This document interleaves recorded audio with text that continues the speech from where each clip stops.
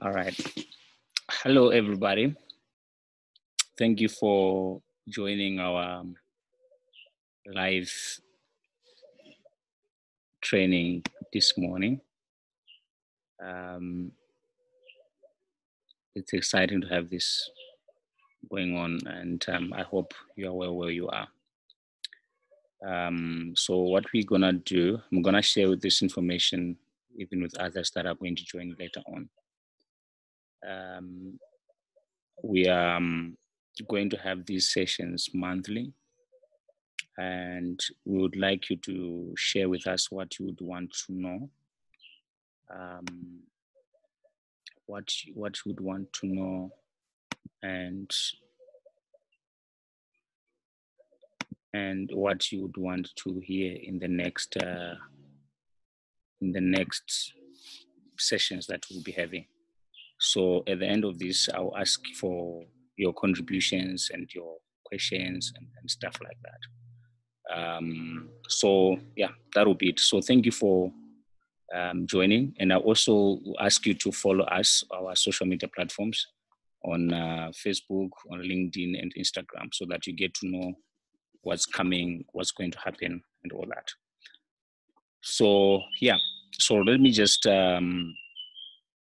also maybe ask you to take a screenshot and share it maybe on your WhatsApp status and what's going on, and just help us to move to get going. Right. So let me get started on our topic for today.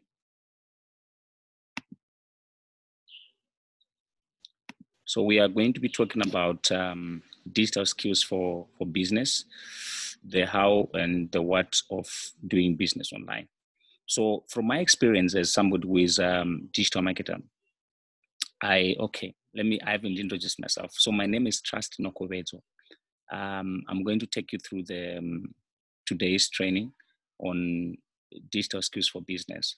And I've been active in this digital world for about 10 years now, 12 years actually.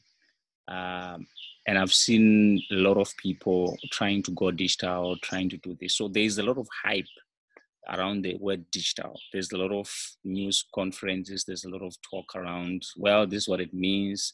This is what you should do. And some people are really motivational about it, but they don't get into the how of doing it. So why we are doing this is we want to get into the details of what you must be doing and what must be done when you're doing your online business. Because we only have about 30 minutes, we're not going to cover a lot of ground, but we'll get into as much details as we can. And I'm also suggesting to you that you share with us either on the chat or on our WhatsApp number or on our social media platforms on the things you would love to know, or even in the question and answer session which we are going to have from 10:30. So this is what we're going to cover. This is what we're going to look at today. So as small businesses or any business, there are challenges that we have. We're going to cover this. We're also going to look at buyer personas, developing, looking at what buyer personas are. Then we'll talk about digital visibility for personal and business brands. Then we'll talk about free Google marketing tools that you can get started on. Then we'll look at also basic graphic design and the digital marketing framework. Some of these things I'll be just pointing you where to go and learn it instead of showing you how it's done on this live session. So the first thing is the challenges. One of the first challenge of small business or business in general is customer acquisition. So you can start a business, it's going on, things are happening, but finding the right customers is one of the challenges that businesses do have. So how do we solve this? So customer acquisition is solved primarily by identifying who the customer is. When you identify who is the ideal customer, then you move on to identify or look at where to find the people, and then how to do with them so that they can do business with you well. The next thing is hiring talented people. This is also a small business challenge. Like when you have a small business, you have a challenge of identifying the right people to work with. and you have to work with something called the gig economy, which we'll get into details about. Then also the next thing is building brands. Building brands, you can build your brand by having public relations campaigns. You can also do what is called co-marketing. So co-marketing is when you connect with somebody who has your audience already and you link up with them. When you link up with them, you you then sort of work together to reach to their existing market, and reach to them and get things going. Then the next thing would be blogging. So blogging is basically sharing useful, important information about what you do and the business that you're involved in. And then there's an issue of personal versus company brands. As a small business owner or as an SME, one of the challenges that you face is deciding whether you should build your own brand, like personal brand, or a company brand. From my experience, it is way easier and way cheaper to build a personal brand than a company brand. This is not to say that you shouldn't build your company brand, but you find that as you are starting as you're going on with your career or your business, the people that come to you as an expert, based on the strength of your personal brand, they are going to believe your services, and they are going to be better committed to what you do than those that come to your common brand. So I will talk about how to build this and all that. Then also there's a challenge with balancing quality and growth. As a business develops and grows, when you have new people on the team, it affects the quality of the work they produce. And then when the new people have now become seasoned and the business has grown, you then have a challenge of very good people, but who are not able to meet the demands of the customers. So that is going to be an ongoing challenge or an ongoing process where you have growth and quality kind of in a tug of war. So these are generally the challenges that small businesses have, and we are going to look at how we can solve this in the digital world. All right. So I'm not being negative, but about 20% of small businesses or businesses fail in their first year, and 50% of them fail within the fifth year. So survival is important, and some of these things that we are going to cover in this session will help you survive those challenges. So even if you're working for a bigger corporate, a lot of these things also apply in those situations. So the first thing we're going to look at is developing buyer persona. So the first thing is, who are we selling to? A buyer persona is the ideal customer. So we have sometimes customers who want to buy our services, but they are not the most profitable people. And they are not the people that are easy to serve. Maybe as a person who is active in the services business, I have a situation sometimes where somebody is really in need of what I do, but they don't want to spend much on it. And when they spend the little they have, they are going to be on my back every day, asking for extra things, asking for favors and stuff like that. So such a person will not be an ideal customer. So before we get into trying to go into the digital world, to go on Facebook and this, one of the important things that you have to understand is that your thinking and your understanding of what you are doing as you go online is more important than actually what you're going to do.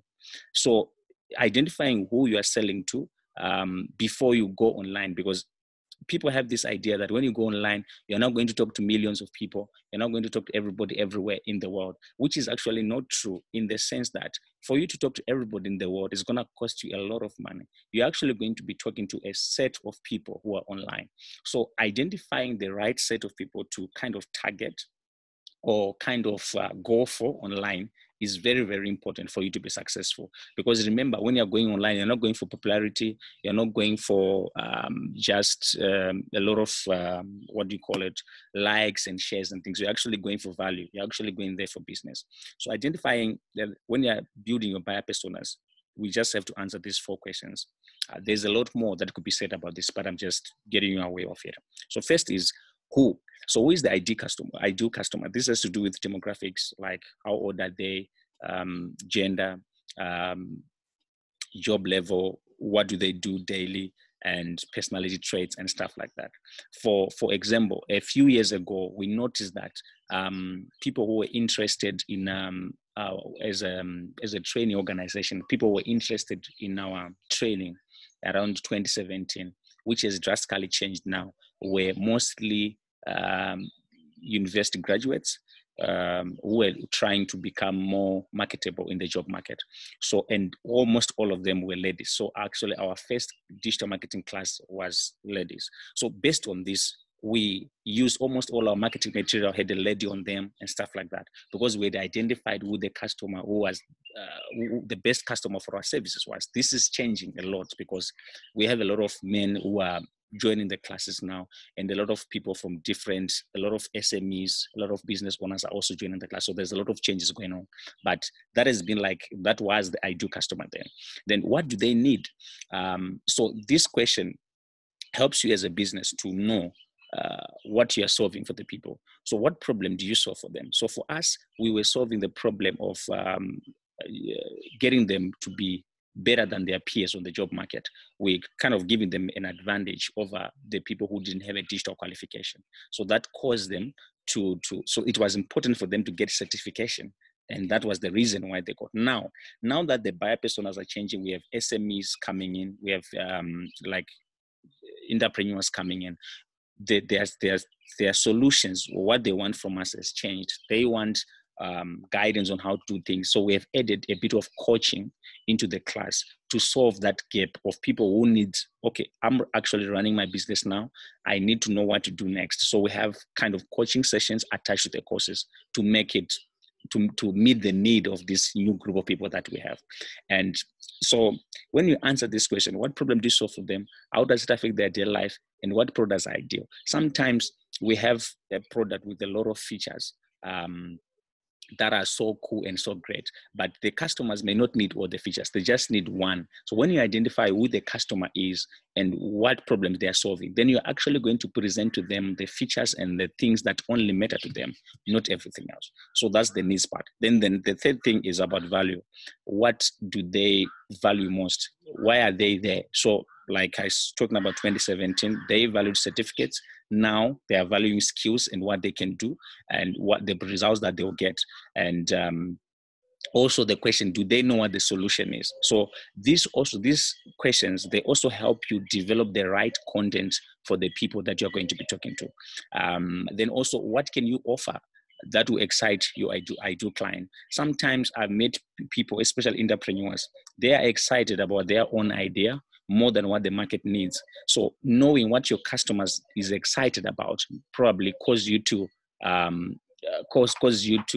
set your priorities right. You know, if you are starting something, I want to do this one, I want to build this one, I'm going to be the best this in the world. Great, but do we have people who are interested in that?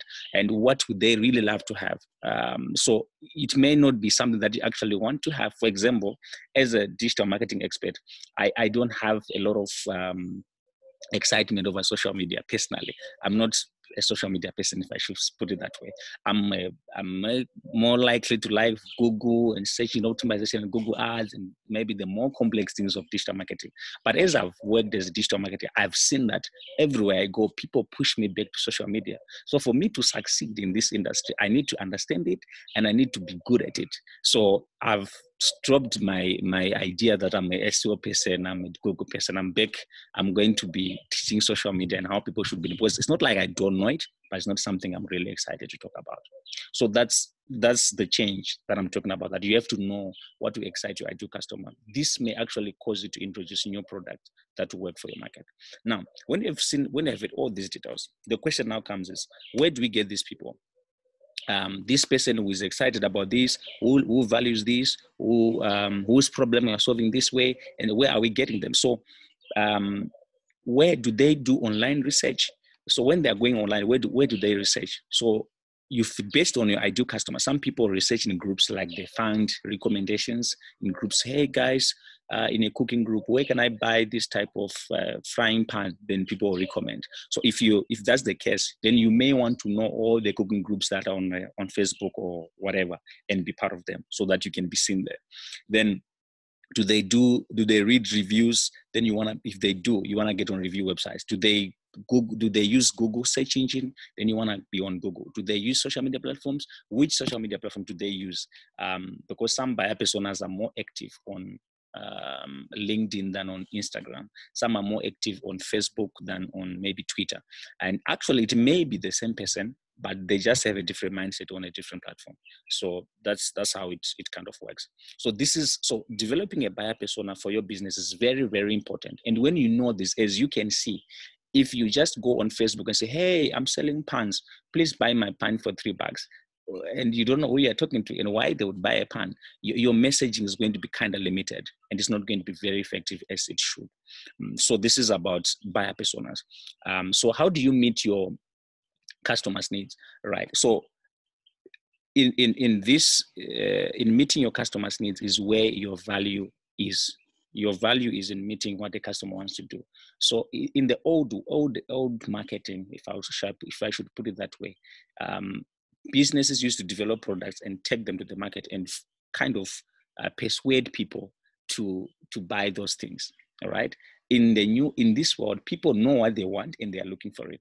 So that is called, the one of going to persuade people is called outbound marketing. In the current age, we have what is called inbound marketing, where people they know what they want and they're looking for it. So that's something that you have to be aware of. So now let's look at your business website. How do you make the most of it? So your business website has to help you meet the needs of your customers. So the first thing to look at when you're considering working on your website is target audience. So in an ideal situation, every product or service probably has maybe 2 to 3 buyer personas. Then we also have something called negative buyer personas, which maybe we may talk about later. A negative buyer persona is the description of the person you should not work with.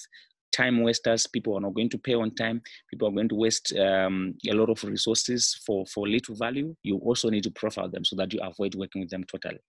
So firstly, when you're talking about business website, you know who you're talking to. You have to you have to think about the 4 stages of a customer relationship. So the 4 stages are discovery, when people are identifying their problems. Like let's use a sore throat. You have a sore throat.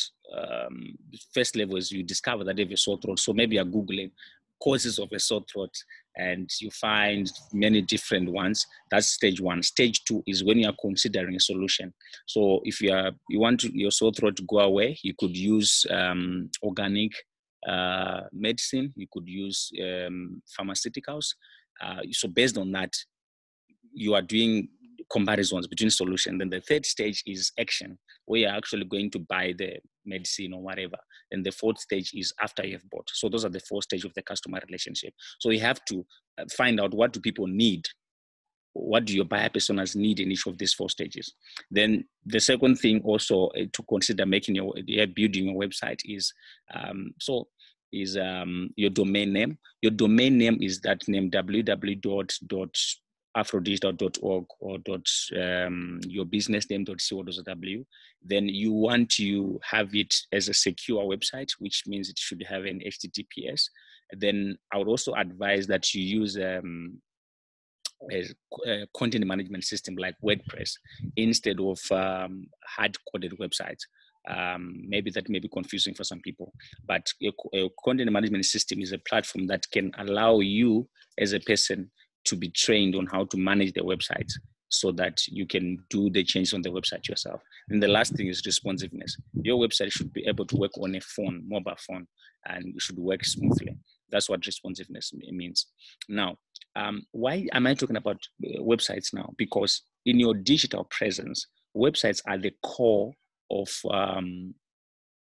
your digital presence. You don't really own a Facebook page because Facebook dictates the rules. You don't really own your Twitter because Twitter determines how many characters you're going to write. And all these types of different rules in terms of reach, engagements, they want you to sponsor to get far.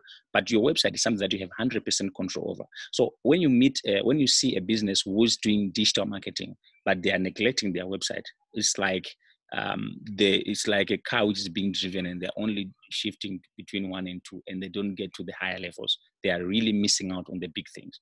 So how do you make sure your website is good for online businesses? Actually, a lot of the businesses websites are not good for online business. They were built to support other marketing initiatives, not to be the channel, not to be the main channel. So how do you make sure this is happening? Number one is call to actions. Whatever you are selling, whatever you are doing, allow people to take action on the website. If you are a restaurant, people should be able to book tables and all this on your website. If you are a tailor, people should be able to book appointments with you and have meetings that can be booked online and have meetings with them. Then the next thing is that's call to action. So call to action is when you get people to act on what you are selling and what you are doing right on the website. The next thing is marketing automation. So you obviously have more requests,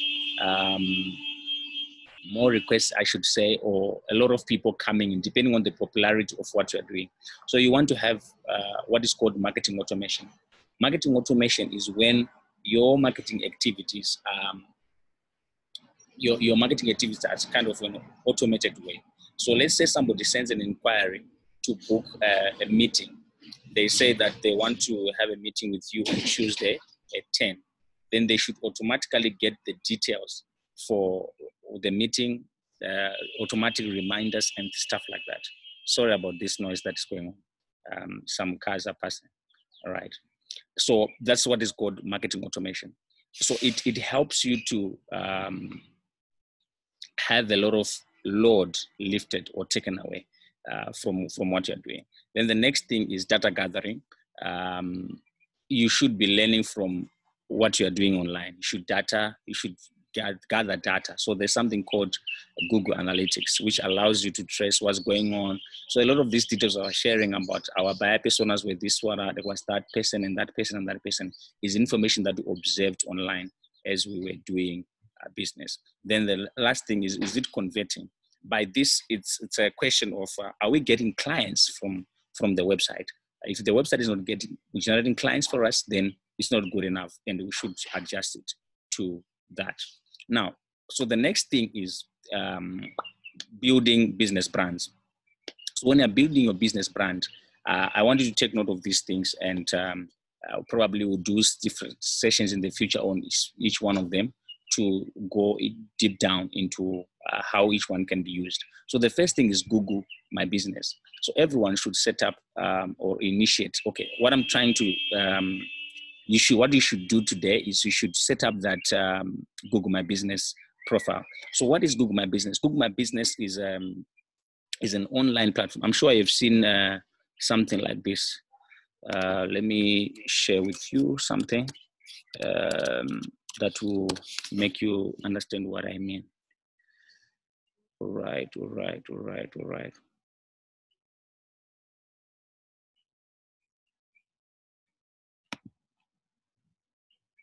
Right, so a Google My Business is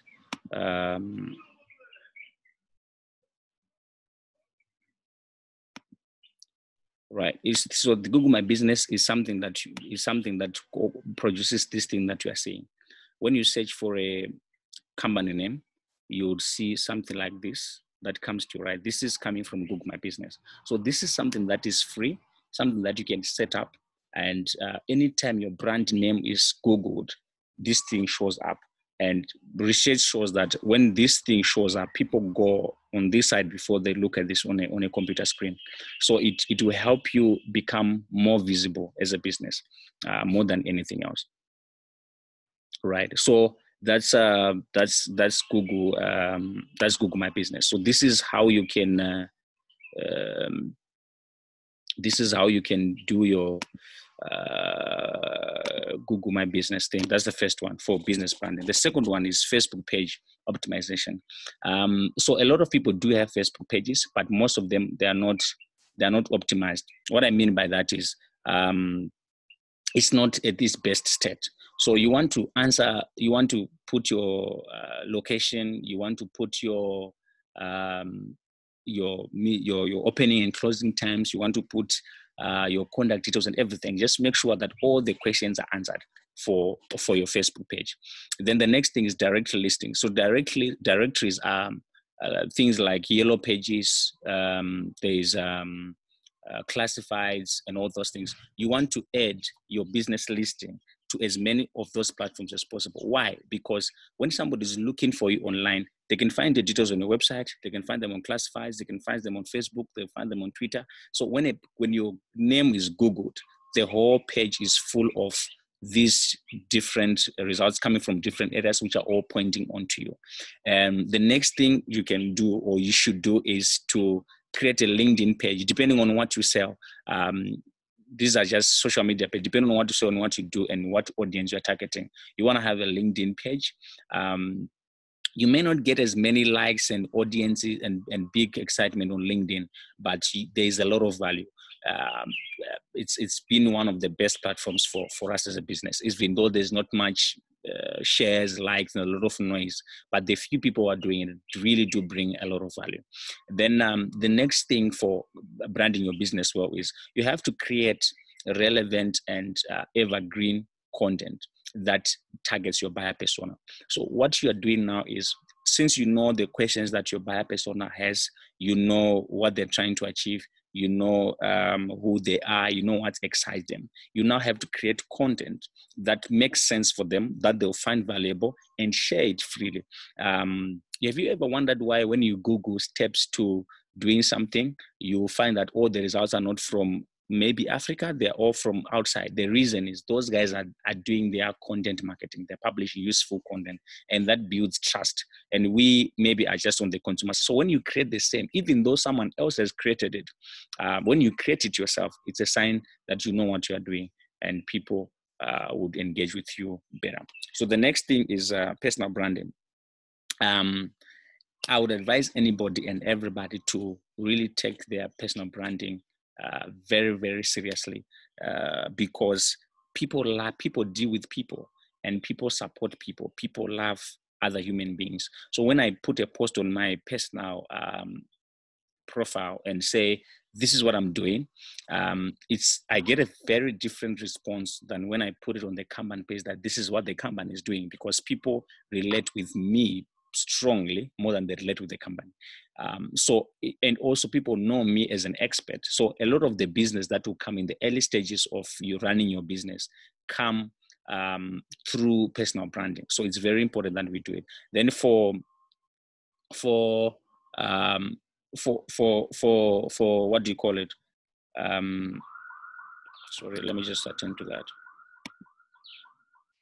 So then in bigger corporates, the more experts a bigger corporate has, the more we have, the more high value customers come through.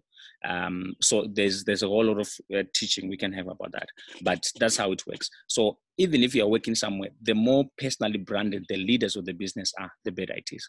So how do you do it? Number one, you should have your LinkedIn profile done very well. So introduce yourself well. Don't shyly introduce yourself. Introduce yourself confidently in that LinkedIn introduction. And you should also have a very good looking picture of yourself. You should look way much better than you are in reality on your social media profiles. Then you may also need to become a social media influencer in your industry. So do people listen to you in your world? If you're selling solar, do people take really solar advice from you, or energy advice, or whatever you are doing? So you need to become a voice so that when you talk, people listen and you gain followers concerning that topic, where your business is, or concerning that subject. Then the next thing to become an influencer is teach what you do. Teach others, mentor others, and those who become teachers and mentors are the strongest brands. And I will tell you this, once you teach people and they go out and do what you're teaching them, they will have challenges and they'll come and back and ask you. And also when they meet bigger projects than they think they can handle, they always refer to their teacher as the expert. So it really pushes you up as the expert. And then share your story. How did you become what you become? How did you get there? Encourage other people to do what you're also doing. That will also build your personal brand in a very, very strong way. So there's something called a digital marketing framework, which you're not going to cover, but you can take a free class on the Afrodigital website. There's a pan degree in marketing there. So the first module is about this digital marketing framework. Please make time, go there and take that free class. It will really give you very important information. What is it? It is a way of putting your kind of a digital marketing plan in a paper. How are you going to use Facebook? How are you going to use Google? How are you going to use Twitter? And what are you going to do here? How do you make sure your success is achieved? It's a very nice way of simplifying everything and putting everything in a single table that will help you to plan for your future with ease. So, right. So there are things that we are now not going to cover because of time, but I'm just going to share with you that they exist. So if you want to create beautiful designs for social media, you know how those codes are nice pictures for social media that are stock and things like that. There's a tool called Canva. So Canva, it's on canva.com. You go there, you can start making designs and have very nice social media posts. Then there's also a tool for free tool for accounting for those who are small businesses, called Wave. So waveapps.com, you can go there and start using that tool. It will help you. There's also, you have to optimize your Google My Business if you have one. Then you have to optimize your social media platform. So we'll get into these details as we are going to have these sessions in the future. And then there's also something called Google Alerts. So Google Alerts is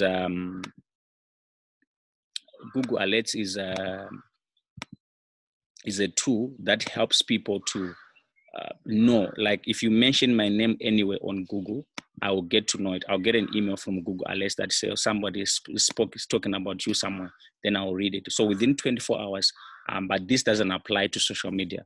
It applies to blogs and other websites talking about you. So these are some of the tools that you can use, and you can use to get your digital game better. So now we have run out of time in terms of this presentation. So I'm now going to open this to questions. If you have a question, let's talk about the questions you have. If you have any, then I can answer them in the best way I can. So while I'm asking for questions, again, I said we are going to have this monthly. So the next one is on the 1st of July. And I would also want to know what time do you think is best for this? Maybe you could answer this in the chat. What do you think? Do you think the best is to? Do you think the best is to have them in the morning or in the afternoon or in the evening? I don't know. Maybe you could suggest that.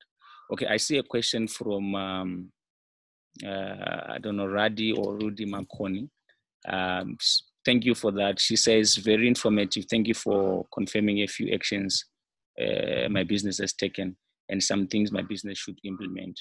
Your views on Wix and Shopify. Okay, so Wix, I'm guessing this is concerning CMSs, Wix and Shopify. So I'll be clear with you. I am a fan of WordPress instead of these two. The reason being, it gives you a lot of flexibility. Maybe it will make you, it will give you a lot of flexibility in terms of what you want to do. For example, you can change from being a blog into being a full corporate website into being an online shop by just adding a few things without redoing your website. So I would recommend WordPress instead of Wix. That's one. Number two is WordPress has two versions. It has the paid version and the free version. So the free version is found on wordpress.org. That one, you download it and you do what you want with it. You don't have to pay monthly. So that makes WordPress cheaper than the other two. Then in terms of Shopify for online shopping, is good if your audience for the shop is international, because I don't think Shopify has, what do you call it? EcoCash, these local things that we use to make our payments. So if it's international, then Shopify could do. But if it's targeting local, it's not going to really the best. So I'll recommend WordPress for that. And a lot of the developers, web developers, they also use WordPress to make websites. So you are not going to get stuck in terms of getting support. I hope you answer. Okay, so the next question is coming from Tendai, and who says he missed the 4 stages of the customer relationship. So the customer relationship has 4 stages. The first one is discovery. When people are discovering what their challenge is, or they let's say their phone is dropped or is lost or whatever, they need a phone. That's discovery, right? Then the second stage is they are comparing. So which phone should I have? Should I buy an iPhone, or should I buy a Samsung or a Huawei? That's comparison. Then action is when they are buying. They're actually now going to buy whatever they decided to buy in stage 2. Then number 4 stage is after they've bought, kind of support what happens after the purchase. And this, in my opinion, is the worst thing that Zimbabwean business should do. After the purchase, we are done. We don't care. We don't have what we call customer success in reality. But it's something that if you do as a business, it will really be helpful. So maybe I don't have any other question that has been asked. So I'll ask you guys to maybe share with us in an email or in WhatsApp, whatever, or Facebook or LinkedIn, what you think we should cover next. And then also a bit of feedback about these sessions so that we can get better with it. We plan to have these monthly, like I said. We are going to have the next one on the 1st of July. And then that should bring us to something that is exciting, right? So somebody asked a question, what do you mean by customer success? So customer success is, it's not enough for you to sell something to somebody. You want to make sure that the person's goal has been met by your product. You want to make sure that if a person buys data to have a live video, to have a live Zoom session, did it work? Did they succeed, or it didn't work? That's customer success. So customer success is making sure that your customers achieve their goals using your product. So it's kind of, it's more advanced than customer support, kind of. So yeah, if we don't have any other questions, I'm excited to have had this session with you, and thank you for your participation in this. Thank you for your great feedback that we are seeing on the chat. Thank you so much. Trust no words. It's been nice talking to you. Please, we have you can visit our website. Make sure you like our social media pages so that you keep knowing what's going on. Visit our website. There is a free session there on the digital marketing framework, which I really, really recommend you take so that you have an understanding of what it is and put your things together in a nice way. Thank you so much for this. Bye-bye.